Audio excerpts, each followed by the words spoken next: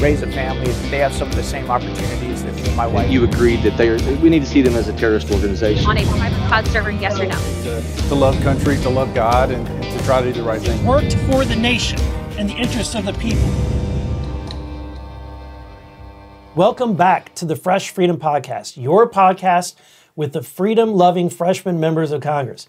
I'm Eric Burleson from Missouri, and today I'm joined by Representatives Josh Burkeen from Oklahoma, Andy Ogles from Tennessee, Eli Crane from Arizona, and our special guest today is the man, the legend, Jim Jordan from Ohio. Yeah. Jim, welcome to Fresh Freedom. Yeah, good to be with y'all. So you said it's not to be confused with old freedom, with stale old freedom. Stale freedom. Yeah, you guys are fresh. Eli Coltrane Crane, man, he's bringing it, right? All of you are. We haven't been beaten down. Beat down. No, you guys are fighting a good fight. We appreciate it. So I want to start with the most important question of the day, which is: do you own a jacket? Do you own a blazer? Yeah, I wear a jacket. Wear a jacket, on the House floor because we have to. Those are the rules. And whenever I go to the White House and see President Trump, you wear a jacket. You wear a jacket around the president, right? When you're in the Oval Office, you feel like you got to put a jacket. What was it? Reagan never took it off. Maybe at a funeral you'll wear a jacket. Yeah. Didn't you tell me you have like a Facebook page or something? I don't. Someone had one. The staff told me. I've not seen it, but someone had. What's it called? Where's Jim Jordan? Jim Jordan's jacket or something like some stupid. Why'd you say President Trump? Are you saying President Biden doesn't invite you by regularly? I've not been to the White House since President Trump left.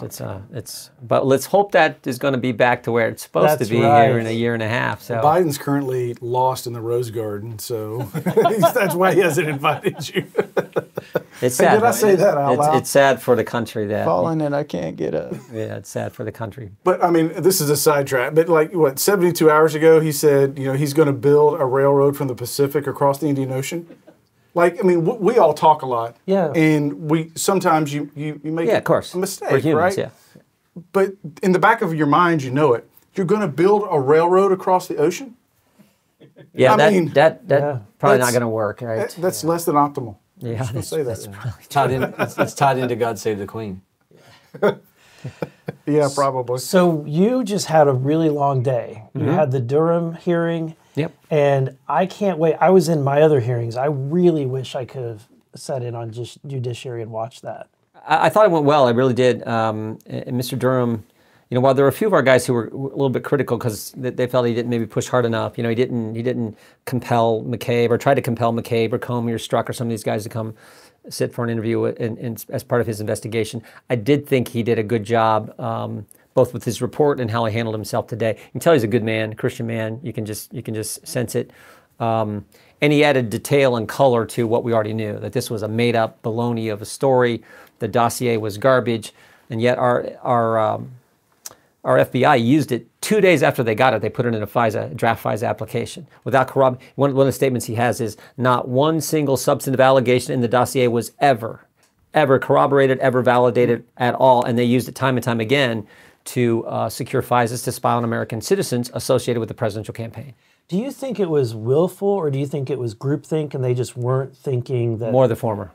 Okay, yeah. You think it was willful? He used the term confirmation bias. Confirmation bias is a fancy way of saying political in many ways. And maybe not exactly the same, but I do think it was much more willful. Here's a great example. So Steele's the guy who wrote the dossier. The dossier was false, paid for by the Clinton campaign. So the money's coming this way to Steele, but the information is coming from two key people. Danchenko, his primary subsource, this strange guy. The FBI had investigated Danchenko for espionage several years ago.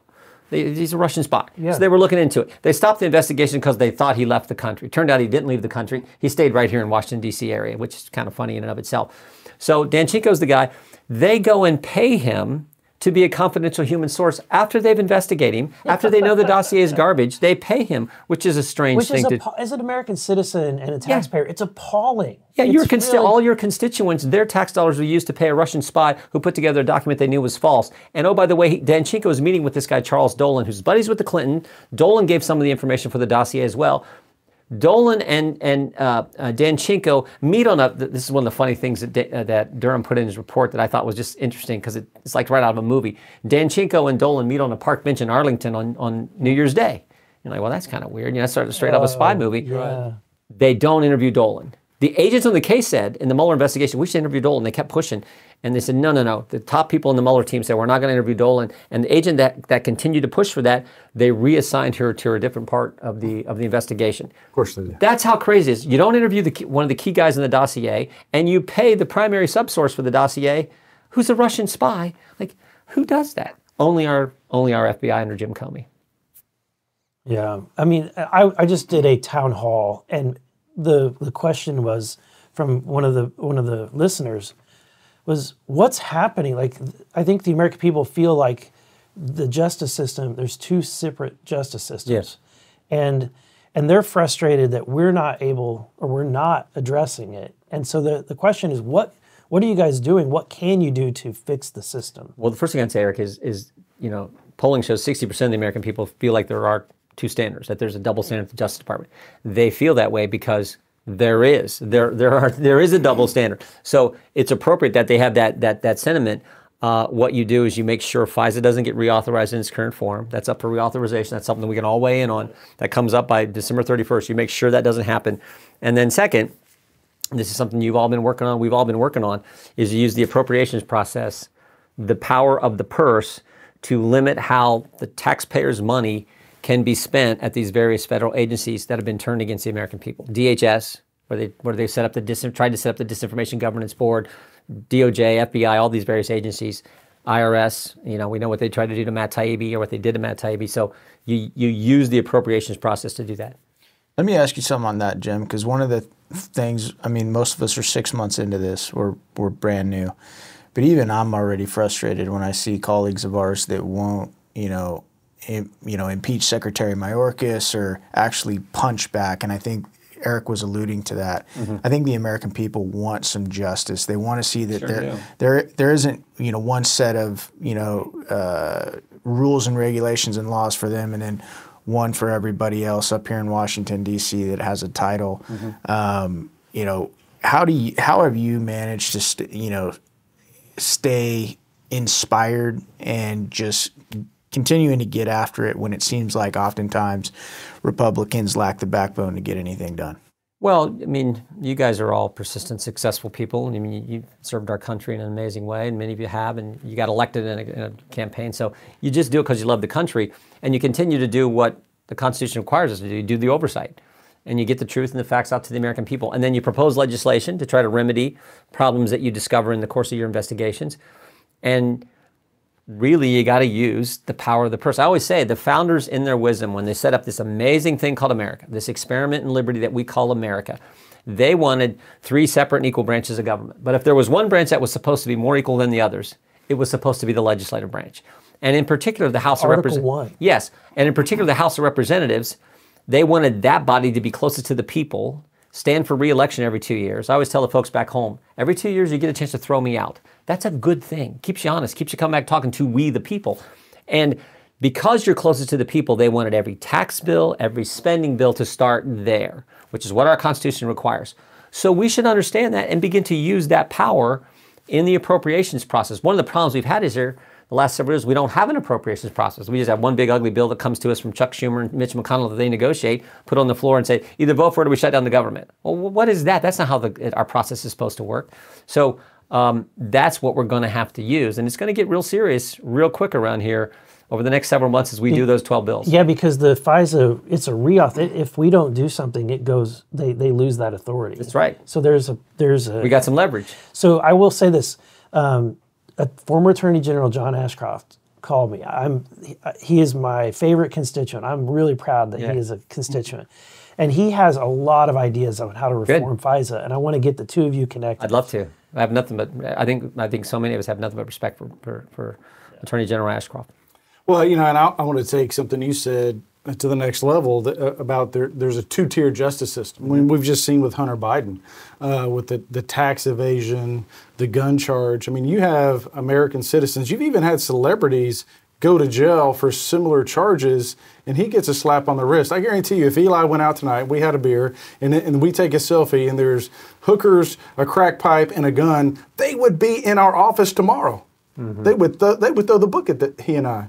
But if your last name is Biden, not me, you, Andy. oh, you gonna turn on me? They love me up here. Dude. But there is a two-tiered system here, and it's now clearly so. The prosecution, quote unquote, of Trump isn't a prosecution, whether you like Trump or not. It's a persecution, and the Biden family is getting off, scot-free. Enough is enough, and I appreciate what you're doing. But I think there's some of us, and I know my district, and I can't speak for you guys.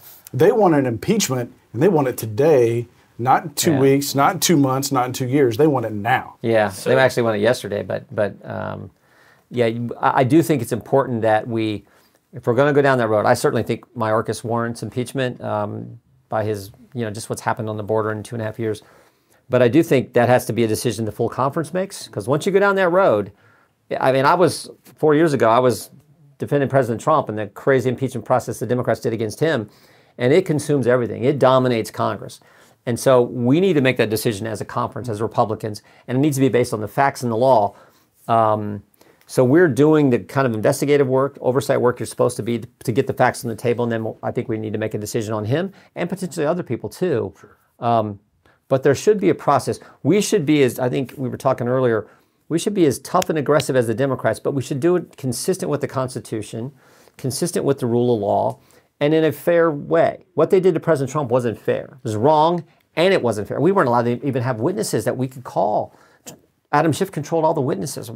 There's an old great scripture in Proverbs 18:17. It says, the first to present his case seems right until another comes along and questions him. And it's the principle of cross-examination. Mm-hmm. But you also get to call your own witnesses in any type of adversarial format to get to the truth. We weren't even able to do that. And yet the country still saw what they tried to do there was wrong. So if we're going to do it, we got to be in agreement as a team, and we got to do it in a fair way. But I'm all for getting that point if that's what's warranted. When you say in line with the Constitution, Jim, and the evidence that's been coming out of oversight and judiciary with payments coming to the Biden family, do you believe that qualifies as a high crime and misdemeanor? Oh yeah, if that can be proven, for sure. Now it sure looks close to that now, but we're still waiting to get the unredacted 1023 form.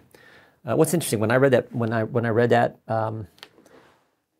what struck me the most, one, it was too many redactions. We're going to say just redact the confidential human source's name and let us read everything else. We're members of Congress, for goodness sake.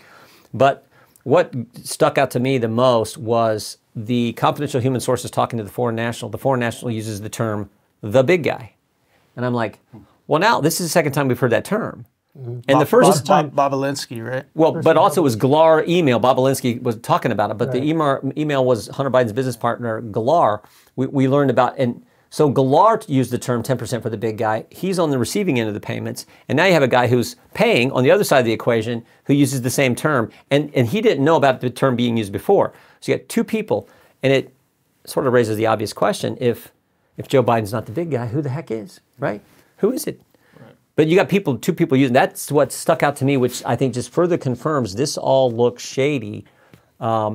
If the tapes exist, as Senator Grassley said, this whistleblower has talked about, and the sources, the foreign nationals talked about, that's big too. Or the bank records. And the bank records are already pretty suspicious because that's what they're called. Right. Suspicious activity reports. What we need is bank records that show transfers to a Joe Biden account. Which I think is going to be tough to find. He has access to. I think because one of the other things in that 1023 form is the source is asking the foreign national, you should stay away from the Bidens. They're shady. I'm paraphrasing here, but you must stay away from the Bidens. And Trump's in office now, and you got to be. He goes, no, we had so many banks involved. There's no way they're ever going to find out. And oh, by the way, we never paid the big guy directly. That's how the reference is in the 1023 that committee members were able to read. So.